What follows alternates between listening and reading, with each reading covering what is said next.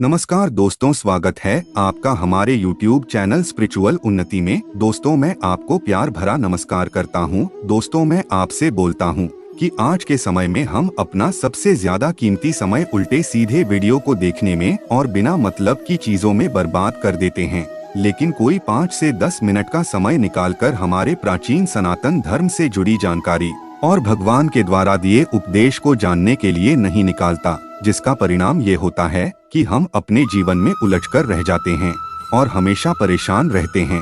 इसलिए मैं आप सभी प्रिय भक्तों से बोलना चाहूँगा कि वीडियो को आधा अधूरा न देखें, क्योंकि आधा अधूरा ज्ञान बहुत खतरनाक होता है। मित्रों, भगवान खुद बोलते हैं कि तू कर वही जो मैं चाहता हूँ, फिर होगा वही जो तू चाहता है। तो आइए अब जानते हैं कि गुरुजी ने क्या उपदेश दिया है। दोस्तों, हिंदू धर्म के मुताबिक अगर कोई भी व्यक्ति निस्वार्थ भाव से गाय की सेवा करता है तो उस व्यक्ति के घर में धन की देवी माता लक्ष्मी का वास होता है।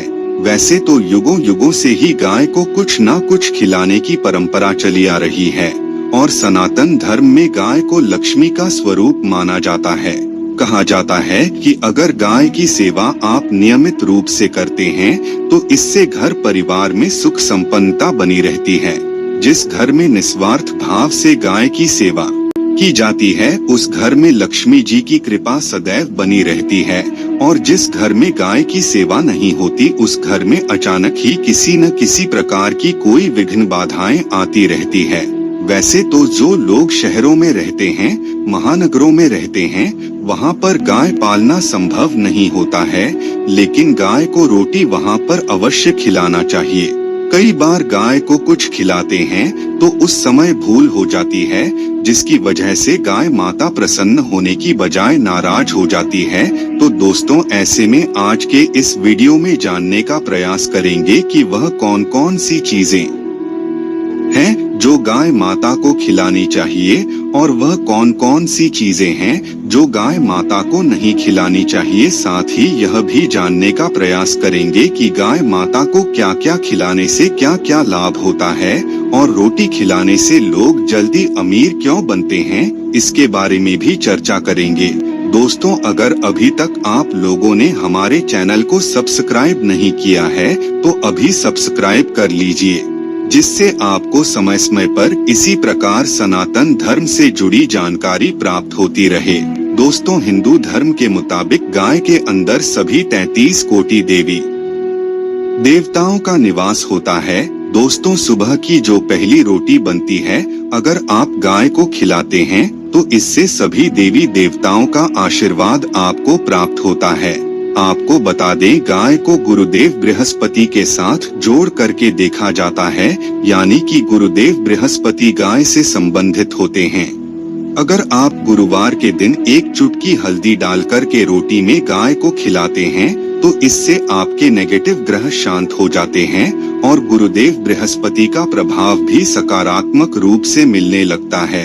अगर आप मानसिक रूप से परेशान हैं तो ऐसे में दोस्तों आपको गाय को कुछ मीठी वस्तुओं का सेवन कराना चाहिए। इससे टेंशन खत्म होती है, स्वास्थ्य अच्छा होता है। दोस्तों, अगर आपको ऐसा लगता है कि आपके सभी ग्रह खराब चल रहे हैं तो ऐसे में रोजाना गाय को पहली रोटी खिलाएं। धीरे धीरे करके आपके सभी ग्रह शुभ हो जाएंगे।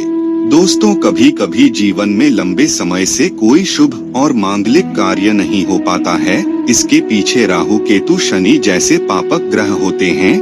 लेकिन अगर दोस्तों आप गाय को रोटी खिलाते हैं, गाय के पैर को छूते हैं तो आपके घर में मांगलिक कार्यक्रम होने लगते हैं। हमेशा इस बात का ध्यान रखें कि गाय को ताजी रोटी भी खिलानी चाहिए, कभी भी गाय को बासी रोटी नहीं खिलानी चाहिए।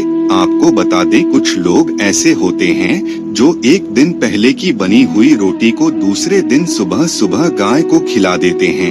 अगर आप भी ऐसा करते हैं तो आपको बिल्कुल भी ऐसा नहीं करना चाहिए। ऐसा करना गाय माता का अपमान माना जाता है। दोस्तों, एक दिन पहले की बची हुई रोटी को आप किसी जल में प्रवाह कर सकते हैं। इसके साथ ही दोस्तों, कभी भी गाय माता को सड़ी गली चीजें नहीं खिलानी चाहिए, इससे घर में परेशानी आने लगती है। गाय माता को हमेशा हरा चारा खिलाना चाहिए और हरा चारा खिलाते समय ज्यादातर लोग पीपल के पत्ते को खिलाते हैं, लेकिन दोस्तों पीपल के पत्ते को खुद तोड़ करके आपको नहीं खिलाना है। दूसरी बात, अगर आप कुछ सब्जी लाते हैं अपने घर में तो उसमें से जो डंठल बेकार की चीजें होती है उसे तोड़ करके आप गाय माता को खिला देते हैं, ऐसा आपको बिल्कुल भी नहीं करना है। दोस्तों कभी भी गाय को दूध नहीं पिलाना चाहिए। इसके साथ ही आप दही चावल खिला सकते हैं, लेकिन ताजा होना चाहिए, बचा हुआ भूल करके भी ना खिलाएं। दोस्तों 84 लाख योनियों में सफर करने के पश्चात आत्मा अपनी अंतिम योनि के रूप में गाय का रूप धारण करती है। गाय लाखों योनियों का वह पड़ाव है जहां आत्मा विश्राम करके आगे की यात्रा शुरू करती है। अगर आप किसी भूभाग पर मकान बनवाना चाहते हैं तो ऐसे में 15 दिनों के लिए उस जगह पर गाय और बछड़ा को बांध देते हैं तो वह जगह पवित्र हो जाता है। उस जगह में मौजूद सभी प्रकार की आसुरी शक्तियों का नाश हो जाता है, क्योंकि गाय सकारात्मक ऊर्जा का भंडार माना जाता है। दोस्तों अगर आप किसी कार्य के लिए घर से बाहर निकलते हैं और आपको रास्ते में गाय माता रोक देती है तो यह बहुत ही शुभ माना जाता है। गाय और बछड़े का दर्शन एक साथ हो जाए तो जिस भी कार्य के लिए आप घर से बाहर निकले हैं उस कार्य में आपको सफलता की प्राप्ति होगी। अगर आपके घर के आसपास गाय घूमती हुई नजर आती है तो इससे आपको समझ जाना चाहिए कि आपके घर परिवार के सभी प्रकार के संकट अब खत्म होने वाले हैं। सुख समृद्धि का आगमन आपके घर परिवार में होगा। दोस्तों अगर आप गाय के समीप जाते हैं तो इससे संक्रामक रोग जैसे कि सर्दी खांसी जुकाम आदि अपने आप ही बिना दवाई के नाश हो जाते हैं।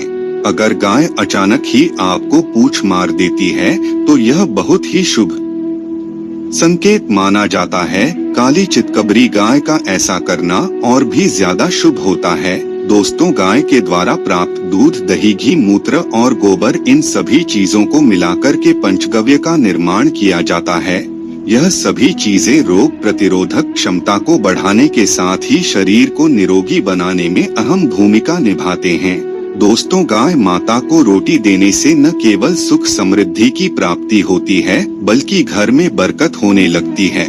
अगर आप नियमित रूप से गाय माता को रोटी खिलाते हैं तो इससे धीरे धीरे करके आपके परिवार के सभी सदस्य तेजी से तरक्की करने लगते हैं और एक समय ऐसा आता है जब आपके घर परिवार में कभी भी धन की कमी नहीं होती। माता लक्ष्मी का सदा के लिए आपके घर में वास हो जाता है। दोस्तों शहर में रहने वाले लोग सोचते हैं कि हम गाय का पालन नहीं कर सकते तो हमें क्या करना चाहिए, तो उनके लिए यह जानकारी फायदेमंद साबित होगी। अगर आप गाय का पालन नहीं कर सकते तो आप गाय को रोटी खिला सकते हैं। अगर आप नियमित रूप से गाय को रोटी खिलाते हैं तो इससे आपको लाभ अवश्य मिलेगा। तो दोस्तों आज के लिए बस इतना ही। हमें उम्मीद है जानकारी आपको पसंद आई होगी। फिर मिलते हैं एक नए और ताजा एपिसोड में। तब तक के लिए नमस्कार।